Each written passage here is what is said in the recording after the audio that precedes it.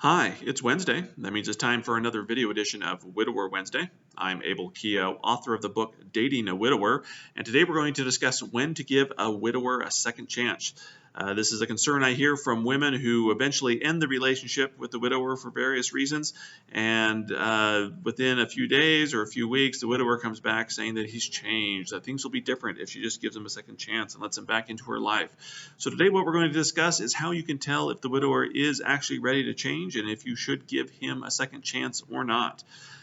So let's get going, and I'm going to start by saying just the first thing I would point out is that you are never under an obligation to give anyone a second chance, especially someone who's maybe treated you like a third wheel or who has, for years promised things will change and they haven't changed. And I say that, and I know there's some of you thinking out there, well, wait, I've read Room for Two, I've read your book Room for Two, and you're the beneficiary of a second chance. In fact, you and Julie wouldn't be married. You wouldn't be together if you hadn't got a second chance. And I would say that's totally true. But to put it in context, I got a second chance off one bad date, not a bad relationship. So again, I'm not opposed to people giving second chances, but I want to get it out there front and center that you're under no obligation to do so, and you should only do so under certain conditions. And so we'll talk about some of these now. So let me give you a little bit of widower psychology in this and why a lot of widowers come back for a second chance. A lot of widowers, they get into these relationships where they're just comfortable, where it's not it's a comfortable relationship, right? It's not, it's basically companionship. It's what I call, they're looking for companionships. They enjoy having someone in their life. If especially like if they're living together, might be kind of somewhat like a marriage relationship in the sense they get a lot of benefits from that person living there or being in their life that they kind of got with the late wife, and they're not getting now, and so they kind of get into these comfortable relationships where they're not 100% in, but things feel good, things feel comfortable, and so that's what they want to do. And so what happens is a lot of times when these relationships end, the widower is back to being alone, and for a lot of widowers, that's just not acceptable. They miss having someone in their life, even if they feel that that person isn't the perfect person. There's a hole in their heart. They need someone to fill it, so they'll come back and ask for another chance. So the first thing I'm going to point out is that widowers will say anything and to give you a second chance. They can say things have changed, that, oh, whatever, it's going to be different. I promise that whatever, there's a future, we'll get married, whatever your concern is, though. But talk is cheap. And probably a lot of reason they've made it as far as they have, or their relationship has lasted as long as they have, is that they're good talkers, right? They can promise lots of things. But if you get into, again, widower psychology, it doesn't matter what a widower says, it matters what a widower does. And most of the times when a woman ends a relationship with a widower, it's because he's not giving her what she wants. It's that it's been built on promises that, oh, I'll take down the pictures, that, oh, I don't know, we'll get married at some point in the future, and none of that ever happens. And so the relationship ends in frustration, and the widower comes crawling back saying, oh, come on, take me back, it'll be different this time. And then I end up getting the emails, or I see things on the Dating a Widower Facebook group that ask if they should give a second chance. So if you want a really clear line on how to give a second chance, it doesn't come down to what a widower says, because again, a widower can say anything he wants. It comes down to what a widower does. So let me give you an example. Say you broke up with a widower because his house was a shrine to the late wife. So you went there and there's pictures of his wife everywhere. You go into their bedroom, or clothes are in the closet, or makeup's in the bathroom drawer. You know the story, right? You go in the house and it feels like her house. And the widower has promised you again and again that, hey, I'll take down the pictures, I'll get rid of her stuff, or maybe he's made some excuses and said it'll happen in the future. Of course, it's never happened, and so the relationship ends. So if that's a case, for example, the widower comes back and says, hey, things will be different, come back, I'll remove the pictures or whatever, I'll clean out the closet, I'll do whatever it does to make you happy. So again, anybody can say anything, right? So the widower is ready to move on if he's not saying that he's done it, but he's actually done it. So if the widower comes back and says, hey, I'll clean out the closet, great. You can go to him and say, okay, I'll think about it once you've actually cleaned out the closet and you've taken down the photos and you've done this and that. And you can send me, text me some pictures. I can kind of decide then. and kind of throw it back on him. Make him prove his words. Make him back up his words with actions. Now, if the widower comes back and says, hey, I'm sorry, I blew it, you can come over to the house and it's all done, whatever, I've cleaned out the closet, I've taken down the photos, okay, that's a good sign that the widower is actually serious and ready to move on. And it's not just talk, he's backed it up with his actions. So that's what you want to look for. Here's another example. The widower has kind of kept you hidden from friends and family. He won't invite you to parties or things like that. He gives various excuses why this can't happen. But you break up with him because you feel like you're a mistress, like he's keeping you hidden. And he comes back and says, well, let's get back together. Well, you say, great, okay, we can get back together, but here's the condition.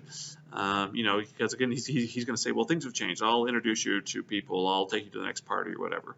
Then if you want to see if he's serious about it, you say, great. Then our next date can be, the next time I see you will be at somebody's house, right? It'll be, at this family party that we're going to, or it'll be, I don't know, whatever, at a party that your work's throwing, or just a get together with friends, or whatever it is. Again, he has to back it up with his actions. It's one thing to say, hey, I'll change, I'll introduce you later, or just come back, let's work things out. It's another to actually make that change. So if that's the reason you've broken up, he has to be able to invite you. The next thing you do together should be at a place where he's introducing you to people, where he's showing you off and, being proud of you. Things like that. So again, it's his action. That's, again, don't listen to what he says, listen to what he does. If you can listen to what he does and his actions are backing up his words, then maybe he really is sorry and he's worth giving a second chance to. But if he's just going to sit there and talk and say things will be different, make him prove it. A third example is like maybe you broke up because you feel like you were competing against a ghost, or you just couldn't make room in his heart for you. So again, a little bit harder on this one. There's not maybe a specific concrete thing that he can do as far as, hey, how do you show someone that you've opened your heart to him? But basically it would come down to, again, he has to show it to you. So if he comes back and says, hey, I'm willing to make room in my heart for you, then you've got to come back with a list of, okay, well, prove it to me in a sense. It's going to be different depending on the reason you broke up, or the reason he says he can't make room in his heart for you, or that he said that it's been too hard, or whatever it is. He has to prove it through his actions. If you're just listening to what he says, guys can say whatever they want. Widowers will say whatever they want, especially if they are facing the prospect of living alone and having this lonely life and having, and wanting somebody in there. They'll say anything. And hey, and I am an example of this. I had a long distance relationship before I met Julie, and I would tell her basically whatever she wanted to hear, and she would just lap it up, and I would never back it up with my actions. And I'm not proud of it. I'm not happy about it, but I've seen widowers do that same thing over and over again. So I don't want you to be in that same situation where it comes down to giving somebody a second chance and you find out that nothing's changed. The point is that the burden of proof is on the widower. The widower is the one that has to show you that he's moved on. And again, he has to show you. If he says that that'll take down the pictures in 3 months, or things will change after this date, then great. You tell him to come back to you after things have actually changed. You're not going to hold on to a relationship that isn't going anywhere and where you're just being used. Come on, let's not do it. They have to prove they've changed. And the other thing I would say is that even if you go back under these circumstances, so whatever, he's taken down the photos, he's cleaned out the closet, he's willing to invite you to friends and family, he's going to do what it takes, he's shown you that he's going to make room in his heart for you. I would also set some strict but healthy boundaries when you come back. So, you don't just go running back into his arms and everything's great. You go back under some pretty strict conditions. You say, look, you've basically got one chance at this. If I get any indication that things have not changed for the better, it's over. This is a great chance as well to set some healthy boundaries in the relationship, saying that, hey, if I give you the second chance, this does not happen again. And if it does happen, guess what? Our relationship's over. Too often I see women draw boundaries and then the widower steps over them and they just say, oh, it's okay, I was just kidding, right? What's that telling the widower? Is that you're not serious. Okay, the widower has to be able to make a decision here. He has to know that you're serious about these boundaries. And you have got to have the guts to stand up for yourself and stand up and stand up for yourself and say, look, this is the kind of treatment I expect. This is how I expect to be treated in a relationship. This is how I expect to feel like number one. I don't expect to feel like a third wheel. I don't expect to feel like a mistress, or I don't want to be competing with a ghost. I know that in my relationship, Julie drew those boundaries early because she was looking for an excuse to break up with me and hoping that I would cross the line somewhere down the line. But I knew she was serious, and so I wasn't perfect at everything, but I also knew that if I was messing up, that Julie would end the relationship and she wouldn't look back. So my advice to you is, if you're giving a widower a second chance, be extremely cautious. Make sure that his actions are backing up his words, and then if you do go back, set some healthy boundaries, and don't be afraid to stand up for yourself. Don't be afraid to stand up for the relationship, or don't be afraid just to stand up for your boundaries, because in my experience, and I've talked to lots and lots of people over the years about this, when widowers are given a second chance, it only works about a third of the time. Only about a third of the time are they serious. The other 2/3 of the time, they're just looking for companionship again, and they're going to do what it takes to draw this relationship out. And the other caution I would give you, especially if you've been in a long relationship with a widower, I guess this is the other thing to maybe consider.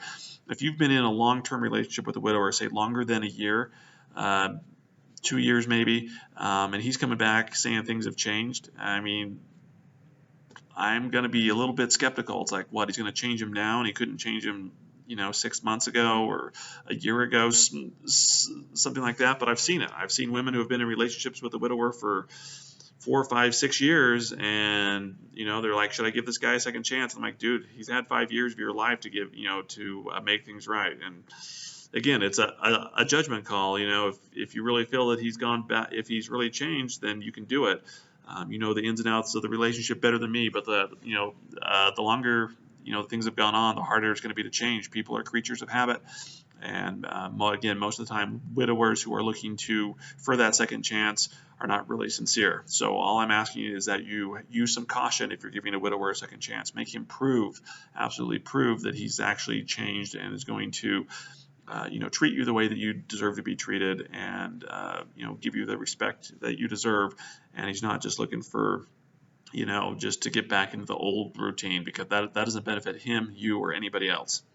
Anyway, I'm Abel Keogh. This is author of Dating a Widower. This has been Widower Wednesday.